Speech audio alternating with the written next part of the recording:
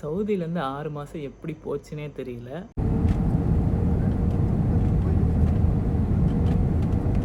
Visa முடிய போகுது, சவுதியை விட்டு கிளம்ப போகிறோம் அப்படின்னு நினைக்கும்போது கொஞ்சம் ஃபீலிங்காக இருக்குது. ஸோ அடுத்து என்னோட journey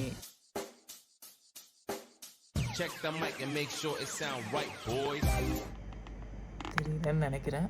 okay, welcome back to my channel. So சவுதியில் நம்ம வந்து இப்போது 6 மந்த் கிட்ட ஆக போகுது. சவுதியிலேருந்து கிளம்ப வேண்டிய டைம் வந்துருச்சு. அதாவது நமக்கு ஷார்ட் டேர்ம் விசா தான் அப்படின்னு உங்களுக்கு தெரியும். நான் ஷார்ட் டேர்ம் விசாவில் தான் வந்தேன். ஷட் டவுன் ஒர்க்குன்னு சொல்லுவாங்க. அதை நான் ஆல்ரெடி நிறைய வீடியோவில் சொல்லியிருப்பேன். அந்த வீடியோவோட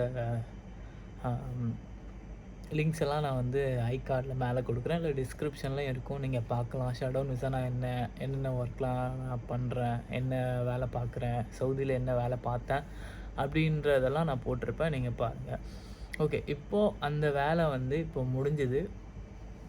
நான் வந்து சவுதி வந்து 6 மந்த் கிட்ட ஆக போகுது. ஃபஸ்ட்டு வந்து ஜுபையில் இருந்தேன், அதுக்கப்புறம் யாம்பு வந்தேன். ஜுபையில் ஒரு பிளான்ட்டுக்கு வேலைக்கு போனேன்.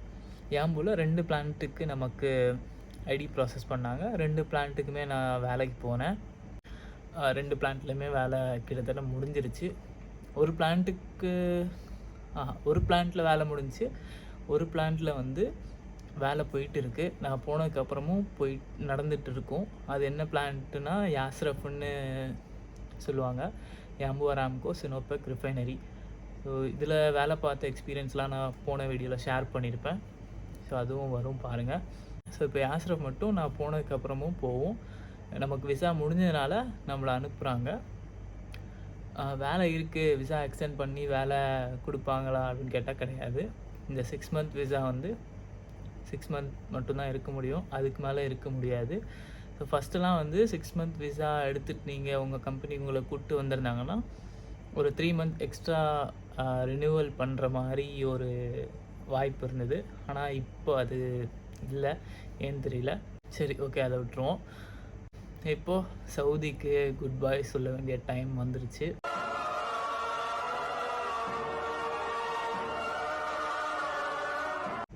ஸோ இனிமேல் வந்து சவுதி வருவானா அப்படின்னு தெரியலை. ப்ராஜெக்ட்ஸ் எங்கே அமையுதோ அங்கே தான் இருப்பேன். ஸோ எங்கே போகிறேன் அப்படின்னு தெரியல, பார்ப்போம். சவுதியிலேருந்து 6 மாதம் எப்படி போச்சுன்னே தெரியல.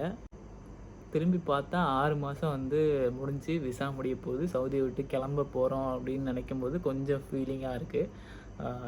நிறைய இந்த 6 மாதத்தில் நடந்திருக்கு. ஸோ நல்ல விஷயங்கள், மெமரபுளான விஷயங்கள், சைட்டு, அதுக்கப்புறமா புது ஃப்ரெண்ட்ஸு. யாம்பூவில் இருக்கும்போது நமக்கு நல்ல கேம்ப் கிடச்சிது. ஸோ பக்கத்துலலாம் நல்ல சரௌண்டிங்ஸாக இருந்தது. உம்ரா போகிறதுக்கு சான்ஸ் கிடச்சிது யாம்பூவில் இருக்கும்போது. ஸோ இதை விட வேறு என்ன வேணும்? ஸோ ஒர்க்குக்கு வந்துட்டு நமக்கு இவ்வளோ நல்ல விஷயம் நடந்திருக்கு சவுதியில் இருக்கும்போது. ஸோ இந்த சவுதியை விட்டு இப்போ போகிறோம் அப்படின்னு நினச்சா கொஞ்சம் வந்து ஃபீலிங்காக இருக்குது. ஸோ பார்ப்போம் சவுதிக்கு திரும்ப வர முடியுதா என்ன அப்படின்னு சொல்லிட்டு. நீங்கள் என்னோடய சேனலுக்கு ஃபஸ்ட் டைம் வந்திருந்தீங்கன்னா, என்னோடய பேர் ரியாஸ். நான் வந்து சேஃப்டி ஆஃபீஸராக இருக்கேன். சவுதியில் ஒர்க் பண்ணிட்டு இருந்தேன். அடுத்து என்னோடய ஜேர்னியெல்லாம் நீங்கள் பார்க்க விரும்பினீங்கன்னா மறக்காமல் சப்ஸ்கிரைப் பண்ணிவிட்டு பாருங்கள். அடுத்து எப்படி வேலை தேட போகிறேன், அதுக்கப்புறம் எந்த கண்ட்ரி போக போகிறேன் அப்படின்றதெல்லாம் பாருங்கள் வெயிட் பண்ணி. ஸோ உங்களுக்கு யூஸ்ஃபுல்லாக இருக்கும். யூஸ்ஃபுல்லான இன்ஃபர்மேஷன்லாம் ஷேர் பண்ணுவேன் இந்த சேனல் மூலமாக. சேஃப்டி ரிலேட்டடு, அதுக்கப்புறம் கல்ஃபோட லைஃப் எப்படி இருக்குது அந்த மாதிரிலாம் ஷேர் பண்ணுவேன். So stay tuned. ஸோ இந்த வீடியோவில் நம்ம சவுதியில் ஊருக்கு போகிறதுக்கான பேக்கிங்கு, சாக்லேட் ஏதாவது வாங்குறது, ஷாப்பிங் பண்ணுறது, இதெல்லாம் காட்டுறேன். அதுக்கப்புறமா ஃப்ளைட் ஜேர்னியும் காட்டுறேன் உங்களுக்கு. ஸோ சென்னை போய் ரீச் ஆகிட்டு அடுத்த கட்ட நடவடிக்கை இல்லை வேறு ஏதாவது வீடியோ ஷூட் பண்ண முடியுமா அப்படின்னு பார்ப்போம். நடுவில் இந்த சேஃப்டி ரிலேட்டட் வீடியோஸும் நான் போட ட்ரை பண்ணுறேன். ஓகேவா? நமக்கு இந்தியா போகிறதுக்கு டிக்கெட் நாளைக்கு போட்டிருக்காங்க. ஸோ அதனால் இன்றைக்கி நைட்டு வந்து நம்ம வெளியே போய் டின்னர் சாப்பிட்லாம் அப்படின்னு சொல்லி வந்தோம். ஸோ டின்னர் சாப்பிட்டுட்டு நாங்கள் யாம்பு சிட்டி போனோம். யாம்பு சிட்டி போயிட்டு கொஞ்சம் சின்ன ஷாப்பிங் பண்ணிவிட்டு அதுக்கப்புறம் பேக்கிங் பண்ண வேண்டியதான் பாக்கி. பேக்கிங்கும் ரொம்பலாம் இல்லைங்க. ஆல்ரெடி நான் ட்ரெஸ் எல்லாத்தையும் மொத்தமாக கட்டி பேக் பண்ணி வச்சுட்டேன். ஸோ இனி நம்ம வாங்க போகிற ஏதாவது பர்ஃப்யூம் வாங்கினா இல்லை சாக்லேட்லாம் வாங்கினா அதை மேண்டாப்பில் அப்படியே வச்சுட்டு மூடிட்டா முடிஞ்சுது நம்ம பேக்கிங். அவ்வளோதான். டக்கு டக்குன்னு சாப்பிட்டுட்டு இங்கேருந்து கிளம்பணும்.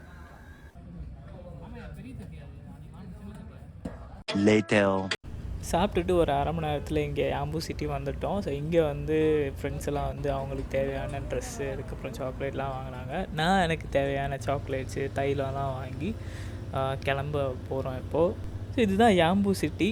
ஸோ எங்கள் கேம்ப்லேருந்து ஒரு 10-15 கிலோமீட்டர் டிஸ்டன்ஸில் இருக்குது. ஸோ இங்கே வரதுக்கு எங்களுக்கு ஒரு ஆளுக்கு 10 ரியால் ஆச்சு. 4 பேர் போயிருந்தோம். ஸோ 40 ரியால் மொத்தமாக அந்த டாக்ஸி கொடுத்தோம்.